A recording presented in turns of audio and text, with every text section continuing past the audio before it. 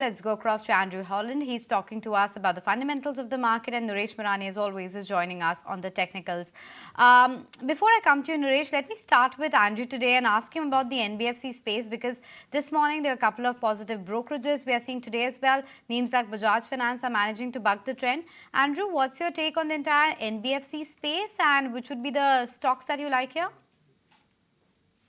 Yeah, I mean, in terms of the whole kind of banking finance, including NBFCs, it's a sector that we like. I know that the banks have underperformed more recently, or the bank index has underperformed more recently, but that's after a very strong run. So I expect that to resume very quickly. I still like the banking space, and I know that we're all in that dilemma of what's Fed going to do globally, whatever central banks are going to do. But here in Asia, and I think for India, I think the opportunity still is that rates could come down quicker than they would in the developed markets. So if the RBI comes at a rate cut, or the expectation of a rate cut later this year, I think the banks will rally well ahead of that, and that's probably what we've been seeing anyway. So no harm that we've got some kind of holding pattern for the banking sector at the moment before the next up leg appears. And I think that will be, I actually think the catalyst for this will be once the kind of merged HDFC twins, start kind of trading as one, and the market gets to grips with what the real potential is there, which I think it's probably just disregarding at the moment as two separate entities. And I think that's going to be the key for the banking index. So that will drag up all stocks. But I mean, I think I'm not as bullish on NBFCs. I still like the private banks for the time being. But of course, you always get this kind of rotation within the sector. So whether it's within the financial sector, whether it's life insurance, or it's going to be NBFCs, I think we're going to see this continue until the banking sector the banks take the lead in pushing the sector higher again.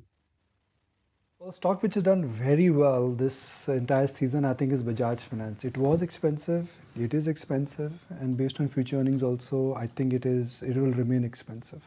I think growth is enviable there in terms of what the franchise values.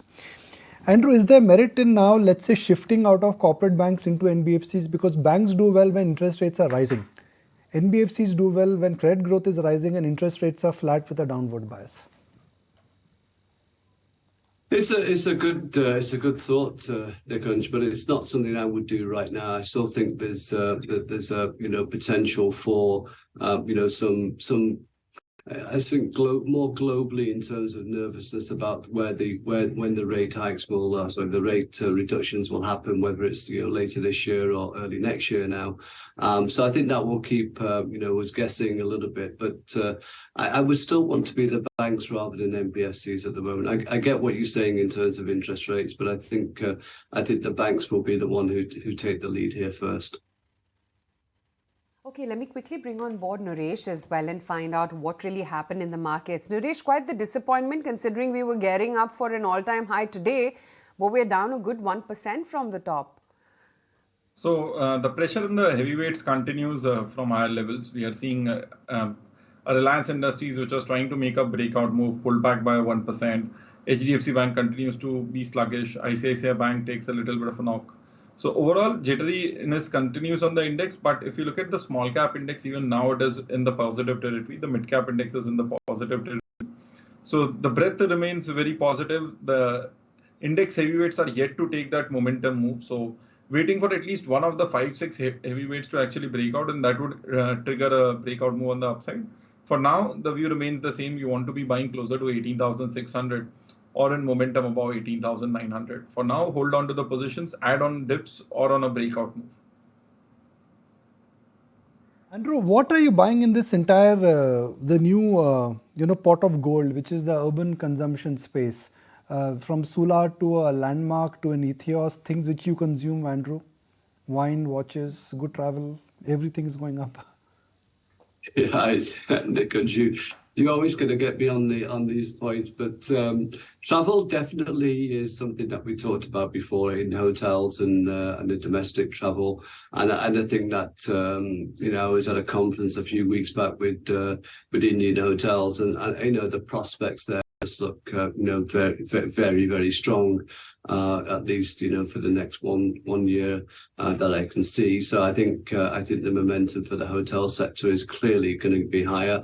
Obviously, with the problems in with some of the airlines, it's going to favour, the leaders there in terms of Indigo and Air India of taking more market share. So those are the easy ones to talk on. And one of the themes I've been talking about, not just alcoholic beverages, but beverages as a whole, which includes non-alcohol. I do feel there's a move towards premiumization there, and I think it's only just started, and I think it has a long way to go. So I think we're at the cusp of a big change in terms of people's moving up in terms of what they consume to drink, and that's going to be great for the whole for the whole industry in terms of margins. So it's a long-term play, but I think the moves in these stocks have only just begun. What is making a comeback, or what has made a comeback today?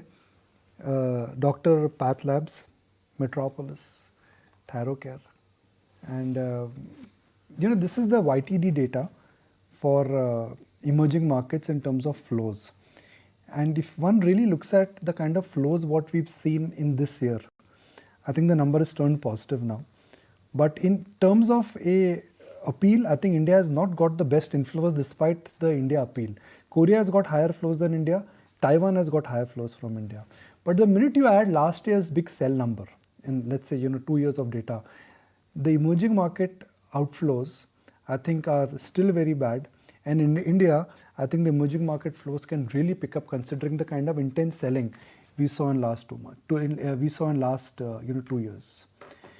Andrew, if I add back what FIs have sold in 2022, while they may have made a comeback in 2023, but net, they still are nowhere close to what their COVID or pre-COVID positioning was.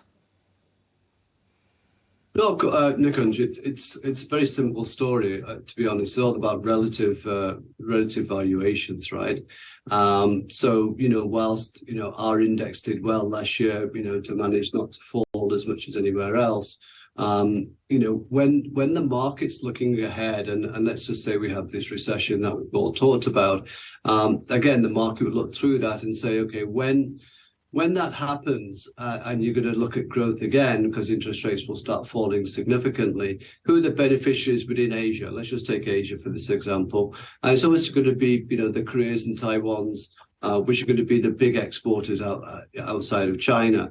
And that's where you've seen the flows go to. So that both those markets, let's say Taiwan is up, 24% year to date, and Korea must be up 17%. And that's been helped by, obviously, the reopening of China as well. So the first move is going to be to the exporters, to get the rebound in global growth as and when it happens. And then it's going to be India. And ours is going to be a second half story, whereas our earnings start to kind of improve in the second half of the year, partly because of lower, input prices from raw materials and metals and oil. And also the fact that the government spending and the private capex spending will start to feed through to earnings. So ours is more of a second half. Yes, we're getting some of that now.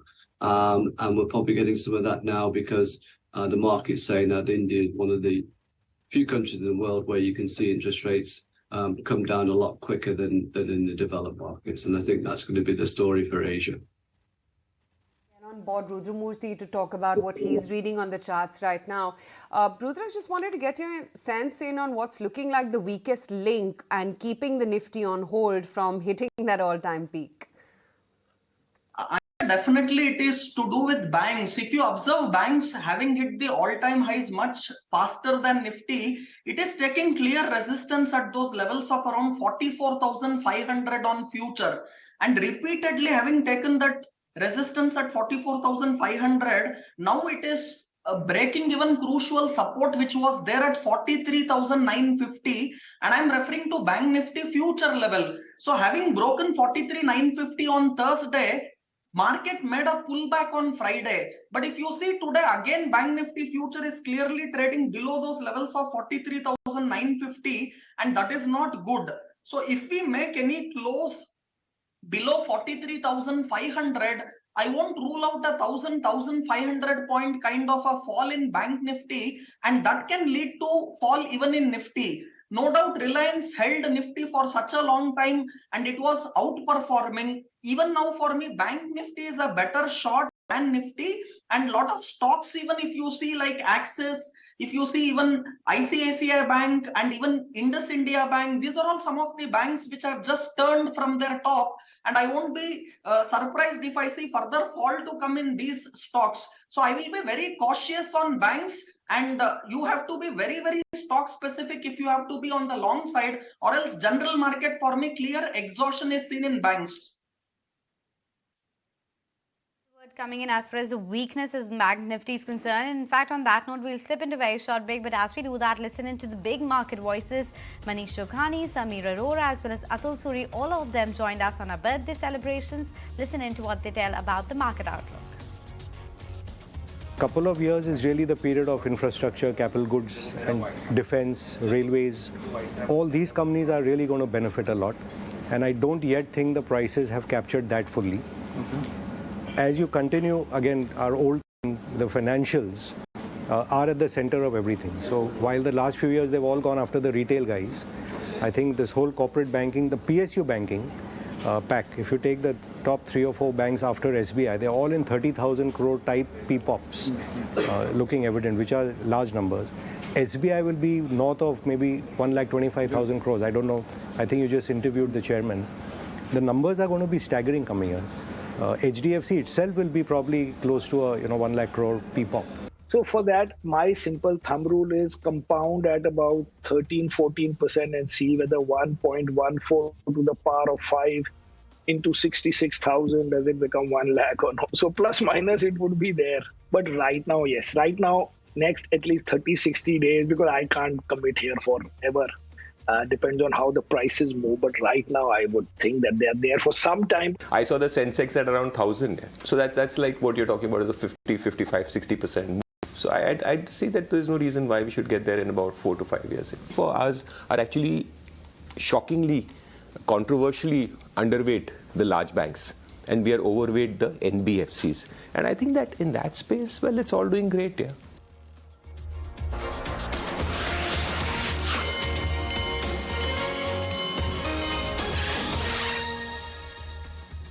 Well, thanks for staying with us. We've missed that all-time high today. Can we take a leap again in the second half? Unlikely today, but we were 50, 60 points, 9 points actually away in the morning, and then you just moved up. These things happen. I mean, it's like 10 points here and there. Just really does not matter. The fact is that we are there in terms of in positioning.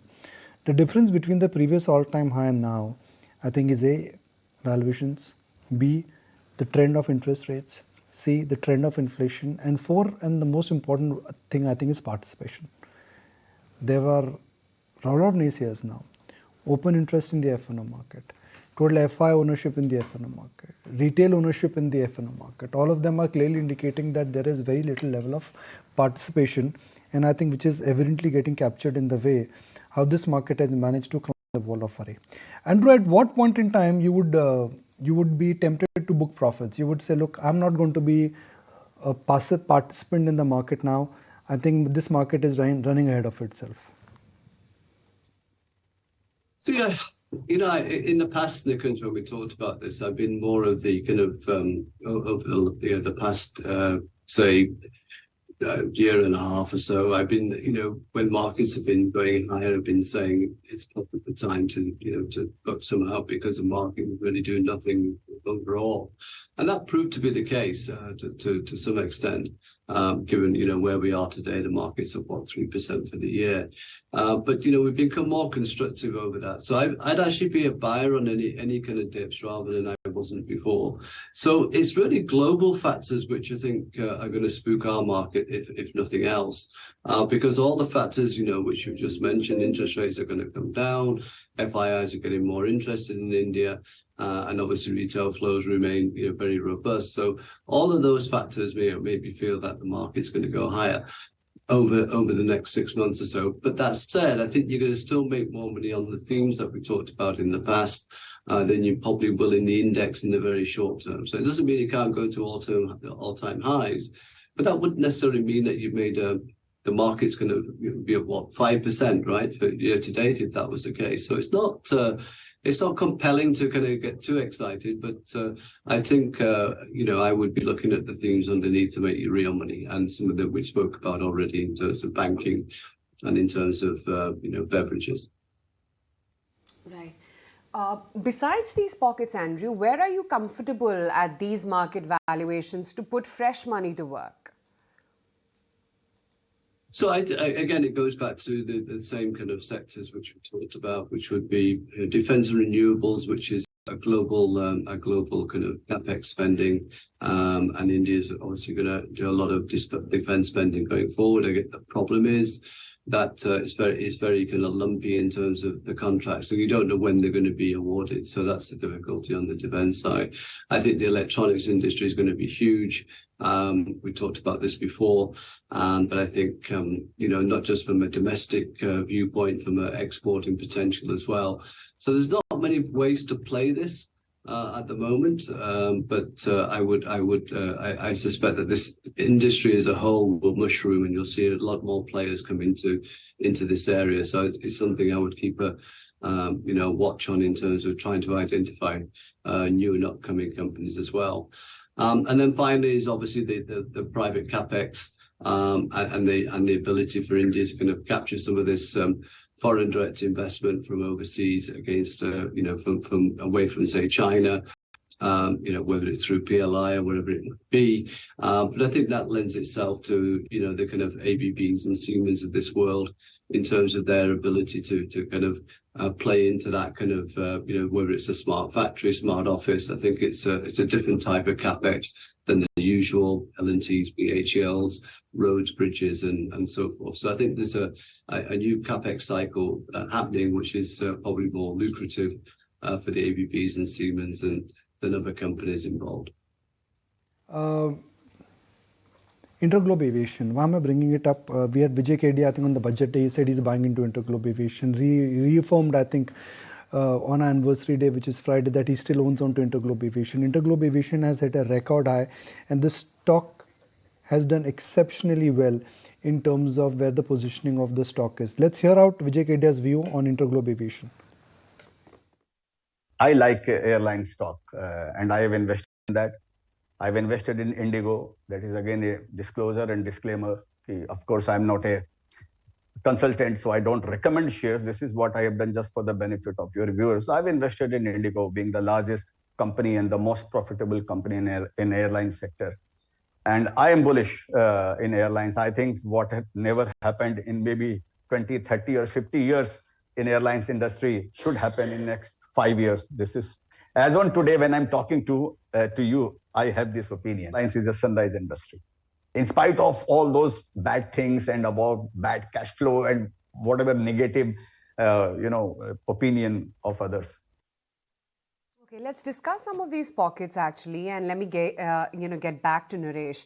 Naresh, Interglobe Aviation, and then of course their entire defense pack, which we talk about often, but considering the conviction that's happening there, or for that matter in some of these railway names as well, identify your top two bets here. So in aviation, it's very clear it's Indigo, and one only has a concern of the promoter block, which created a dip last time also. Otherwise, the trend has been good for the whole sector across the world. So Indigo saw a dip because of that. In defense, given that a lot of these names have moved up quite a bit, there are two names which are still yet to catch up in terms of relative outperformance. One is Bharat Electronics, which has moved up quite a bit in the last 1 month, but still has been a relative underperformer to the rest of the names.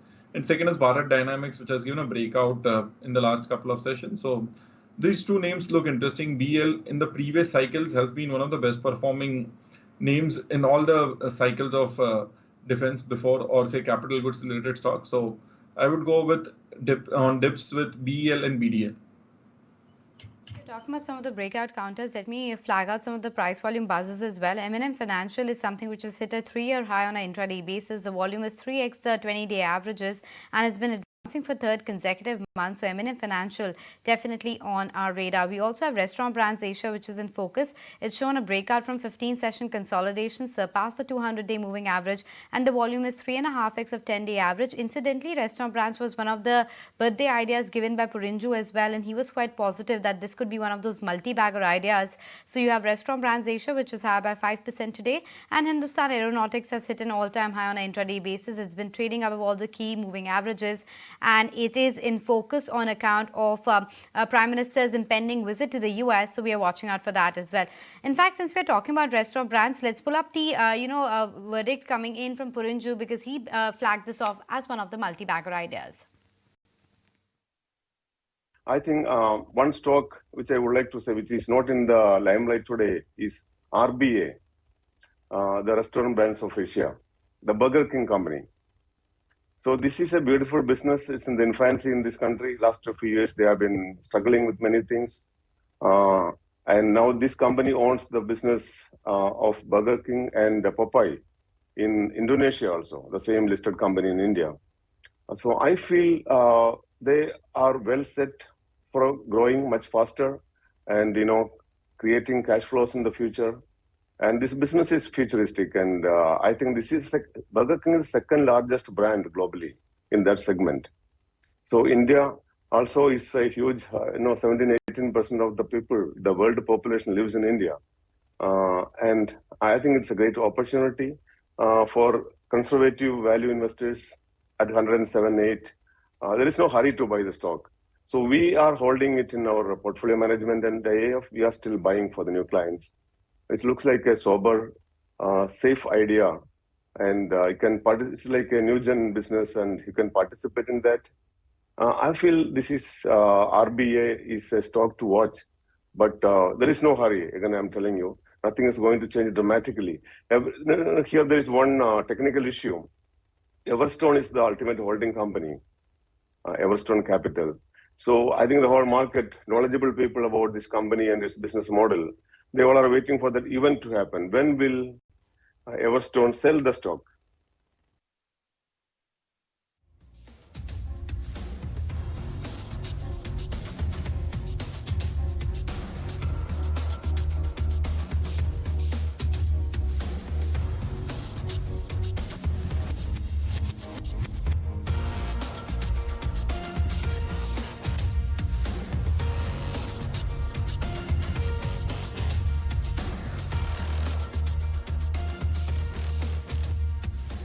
Okay, Unico has done actually rather well for itself. I'm scanning through pharmaceuticals, and then every time when you think that pharma stocks are making a comeback, something goes wrong here, something goes wrong there, they never pick up. But in general, I think there's one category which has done well within the pharma space. I think it's their diagnostic space. Rudramurthy, do you like the diagnostic space? Do you think it has bottomed out finally? Yeah, Nikunj, definitely if I see something like Narayan Rudayalaya, for me, this stock has moved up too much from levels of around 820 to now above 1000. So any correction in this stock or any profit booking to levels closer to 930, I will be a buyer. And if I have to look at even stocks like specifically from Pharma only directly, I will be interested on both Sun Pharma as well as Lupin. So both for me definitely looks very strong. So any dip on Sun Pharma at levels closer to 980, I will be a buyer. So buy even at current market price or any dips to 980. And for me, even Lupin looks very, very strong on chart. So you can directly play the Pharma only on the long side, both available in future. So Lupin also at current market price or on any dips to levels closer to 800, I will be a buyer. And both these stocks looks very, very strong to me. You may want to pay attention here. I'm coming right back to you. The valuations of diagnostic stocks, where they were trading. And at peak of the COVID, when infections were at the peak, testing was at the peak, the diagnostic stocks in India were commanding P multiples of 70 times. Thyrocare 50 times. Dr. Lal Pathlab 84 times. Now 84 times is something which even Nestle has not commanded. And these are businesses which everyone thought that the testing in India will only increase. The logic given was that COVID sugar rush will not have impact on business because the COVID prices were capped. But where markets missed out was that when you were getting yourself tested, there were again multiple blood tests, multiple diagnostic tests which some of these firms were running, and that is where there was no price cap. And now that, touch wood, COVID has gone, a lot of businesses normalized. And then you got competition which has only intensified because of online businesses and everybody within the hospitals also giving a same service. So I think this entire space is now like a 12 to 15% growth business and available at a P multiple of 25 times plus. And this space, in a sense, had a huge sugar rush. I mean, Mr. Velumani was a smart and intelligent guy. He sold Tharocare ownership at 1300 and look at where the stock is. So Andrew, there was euphoria and now it's back to basics. But diagnostics as a sector will grow, whether it is necessity or whether it's wellness. Do you think it's a good time to buy the fear in diagnostics? It's not a sector I've really kind of dug deeply into, Nikunj, but I think you're right. I mean, there's so much competition there at the moment that it's only going to intensify, and therefore pricing will go down. But for sure, as we've seen elsewhere in the world, there's going to be more and more people taking precautions, looking after the health, so getting more checkups than they did maybe before. But I'd probably want to play it through the hospitals rather than I play it through the diagnostics at this moment, because I think you still, or anything that you want to do that you couldn't do before COVID or during COVID, you're probably going to tackle that right now, and that's why you see the hospital stocks do well, and I expect that to continue. That's not going to go away, but I think the competition in diagnosis is going to heat up because I've got just where I live, I think there's 4 or 5 I can go to just to get my blood test done. I haven't really checked the prices, but I'm sure if I did, it'd be quite competitive. We'll let you go. Thank you so much for joining us. And let's quickly take the closing trade ideas from our chartists as well. Naresh, you go first. So looking at a buy on Tata Power, the stock has slowly tended up after that breakout about 210.15. Is now making a smaller range at 220 to 225. Expecting it to break above the 225 mark in the short term and head up higher. Power is one of the buy closing trades coming in from Naresh. Rudra, what about you? I am on the sell side, especially banks looks very weak to me, and I have 2 sell idea. One is sell on an HDFC AMC. So for me, last 4 days, this stock has cracked down with huge volumes. Open interest build-up is happening. On the negative side, price is coming down. So for me, HDFC AMC is a sell. Look at target of 1,770 in futures with a stop loss of 1,900. AU Bank is also a good sell for me. Good risk reward trade to sell current level. Keep a stop loss of 775 and a target of 751 on the downside. Coming in on EU Small Finance Bank. On that note, sipping a very short break. Don't go anywhere.